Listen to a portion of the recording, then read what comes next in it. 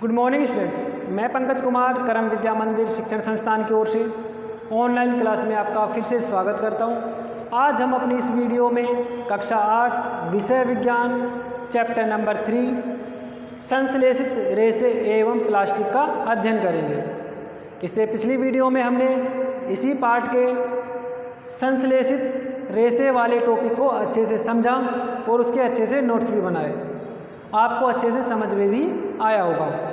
तो चलो इस चैप्टर के अगले पॉइंट प्लास्टिक के बारे में आज अध्ययन करते हैं। क्या प्लास्टिक बहुलक होते हैं? क्या प्लास्टिक का निर्माण भी अनेक छोटी छोटी इकाइयों से होता है? चलो तो इसके बारे में हम जानकारी प्राप्त करते हैं। प्लास्टिक भी एक प्रकार का बहुलक होता है, क्योंकि प्लास्टिक का निर्माण भी अनेक छोटी छोटी इकाइयों से मिलकर होता है। एग्जाम्पल प्लास्टिक के पीवीसी, पॉलीथीन, बेकेलाइट, टेफ्लॉन आदि मुख्य प्लास्टिक के उदाहरण माने जाते हैं। हम कह सकते हैं प्लास्टिक भी एक प्रकार का बहुलक होता है, क्योंकि प्लास्टिक का निर्माण भी अनेक छोटी छोटी एकलक इकाइयों के जुड़ने या मिलने से होता है। Example PVC, polythene, bakelite, Teflon आदि सभी प्लास्टिक के मुख्य एग्जाम्पल उदाहरण होते हैं। अब बात करते हैं प्लास्टिक की संरचना में प्रकार के बारे में। प्लास्टिक की संरचना व प्रकार के बारे में। प्लास्टिक मुख्य रूप से दो प्रकार का होता है। कौन कौन सा होता है? चलो उनके नाम जानते हैं। Number 1 thermoplastic.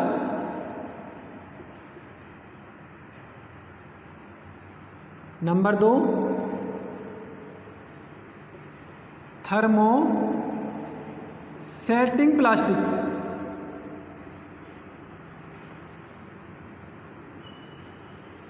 Thermosetting plastic. Plastic मुख्यतः दो प्रकार के होते हैं।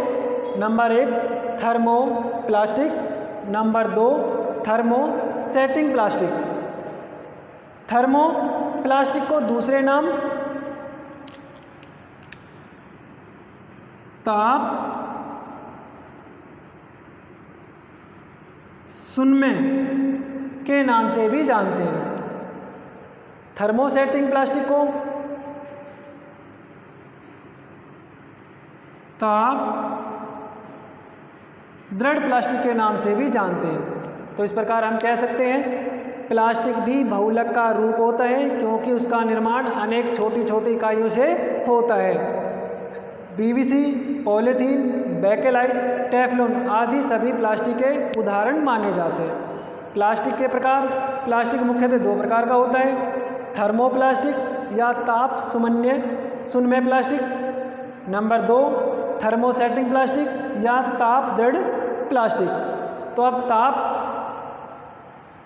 थर्मोप्लास्टिक एवं थर्मोसेटिंग प्लास्टिक ताप के प्रति किस प्रकार से अभिक्रिया दर्शाते हैं, क्या रूप ग्रहण करते हैं, चलो इसके बारे में हम जानकारी प्राप्त करते हैं। ऐसे प्लास्टिक जिनको गर्म करने पर वो आसानी से पिघल जाएं, अर्थात इन प्लास्टिकों को अगर ताप की मात्रा दी जाए, ताप में इन प्लास्टिक को रखा जाए तो ये प्लास्टिक आसानी से पिघल जाते हैं। पिघलने के पश्चात इन प्लास्टिक को दूसरे रूप में बदला जा सकता है। तो ऐसे सभी प्लास्टिक थर्मोप्लास्टिक कहलाते हैं। क्या होता है थर्मोप्लास्टिक? ऐसे प्लास्टिक जिनको गर्म करने पर वे आसानी से पिघल जाते हैं तथा उन्हें अनेक रूपों में बदला जा सकता है, तो वो प्लास्टिक थर्मोप्लास्टिक कहलाते हैं। Number 2 thermosetting plastic. Thermosetting plastic क्या होते हैं? वे प्लास्टिक जिनको गर्म करने पर वे पिघलते नहीं हैं, बल्कि और अधिक कठोर हो जाते हैं तथा उन्हें दूसरे रूपों में भी परिवर्तित नहीं किया जा सकता है। तो दोनों प्लास्टिक आपको अच्छे से समझ में आए होंगे। चलो तो आप दोनों प्लास्टिक की परिभाषा को बोर्ड पे लिखते हैं, आप भी उन्हें अच्छे से नोट कर लेना। आप पहले इसे नोट कर लीजिए।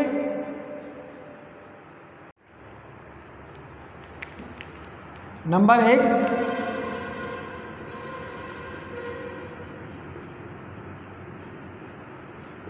थर्मोप्लास्टिक। क्या होते हैं थर्मोप्लास्टिक? आप भी नोट कर लीजिए। वे प्लास्टिक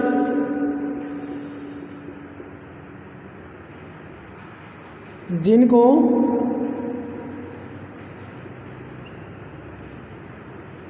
गर्म करने पर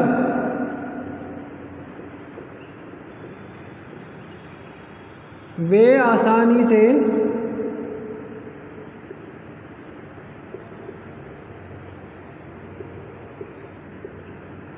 पिघल जाते हैं।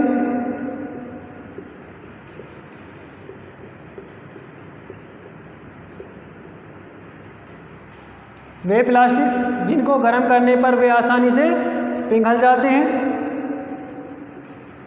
तथा उन्हें अनेक रूपों में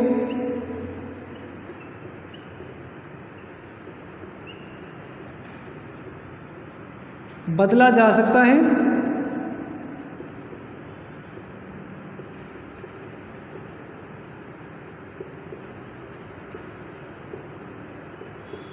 तो वे थर्मोप्लास्टिक कहलाते हैं।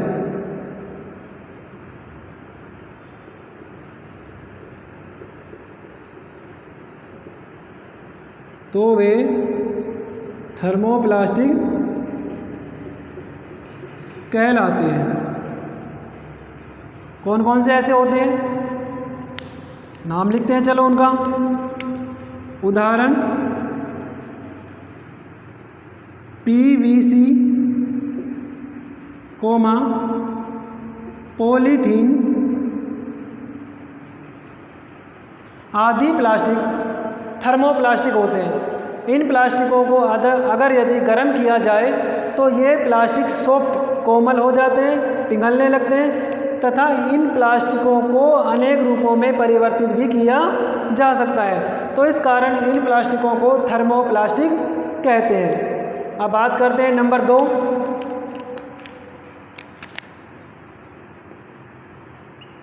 Thermosetting plastic.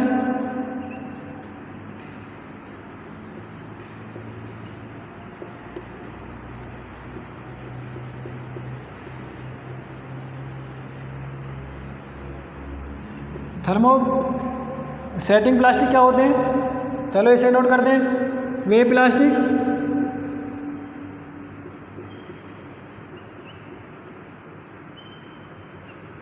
जिनको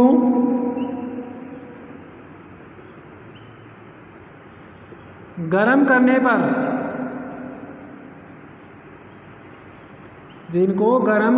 पर वे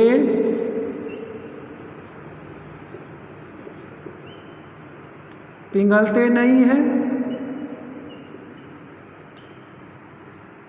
एवं और अधिक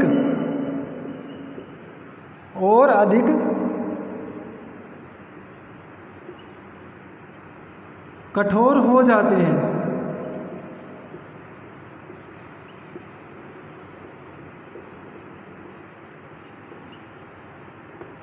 वे प्लास्टिक जिनको गर्म करने पर वे पिघलते नहीं हैं बल्कि और अधिक कठोर हो जाते हैं तथा उन्हें अन्य रूपों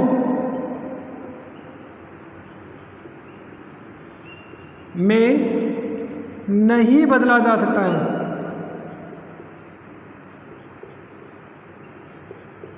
तथा उन्हें अन्य रूपों में नहीं बदला जा सकता है।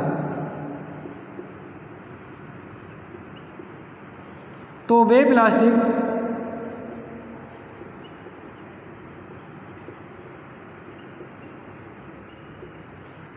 थर्मोसेटिंग प्लास्टिक कहलाते हैं।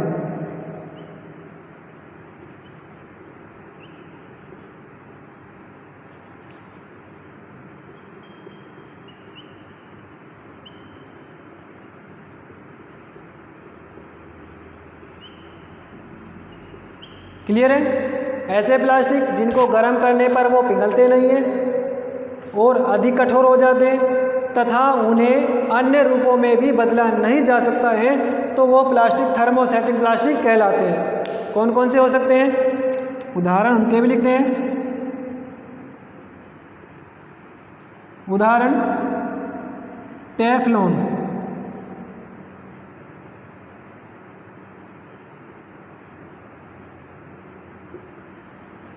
बेकेलाइट,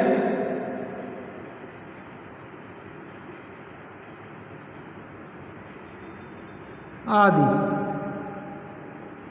टेफ्लॉन, बेकेलाइट आदि प्लास्टिक थर्मोसेटिंग प्लास्टिक कहलाते हैं। अब आप इन्हें जल्दी से नोट कर लीजिए। अब आगे पढ़ते हैं प्लास्टिक के अनुप्रयोग। कौन कौन से क्षेत्रों में प्लास्टिक का उपयोग किया जाता है, चलो तो अब हम अनुप्रयोग के बारे में अध्ययन करते हैं। आप जल्दी से इन्हें नोट कर लीजिए। प्लास्टिक का उपयोग कौन कौन से क्षेत्रों में करते हैं, चलो उसे भी नोट करते हैं। नंबर 1, प्लास्टिक मुख्यतः विद्युत कुचालक होता है, अर्थात उसमें से विद्युत धारा प्रभावित नहीं होती है। इस कारण उसका उपयोग बिजली के तारों के ऊपर कवर बनाने में किया जाता है। तो लिखते हैं नंबर 1, विद्युत रोधी परत निर्माण में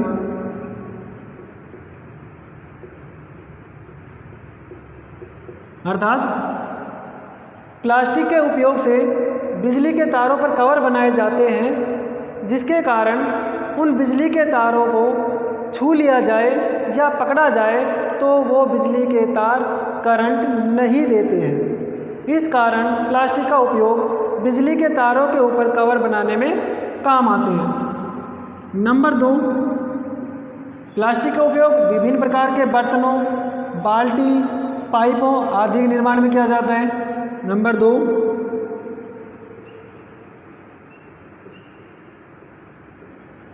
विभिन्न प्रकार के पाइप,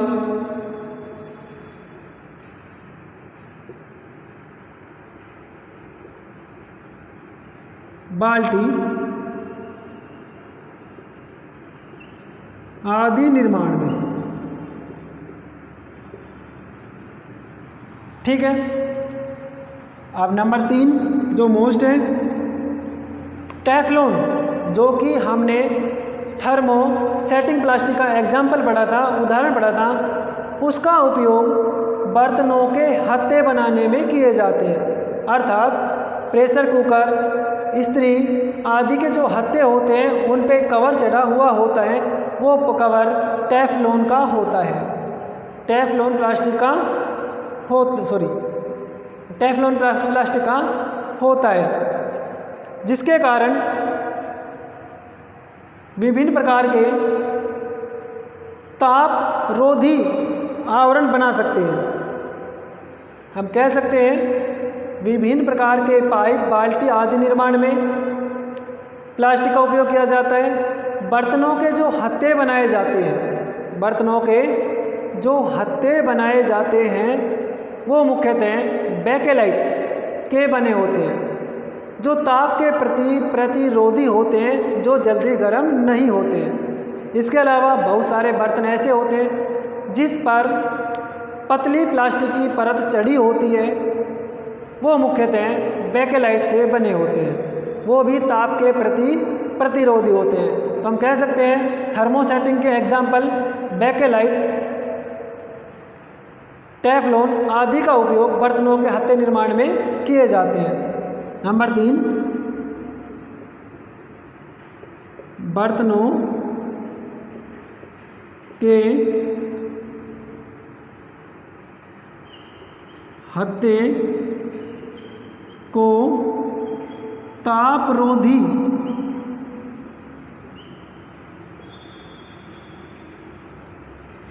बनाने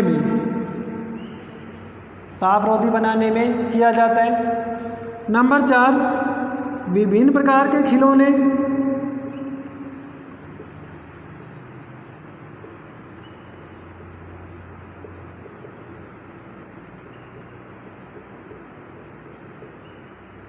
निर्माण में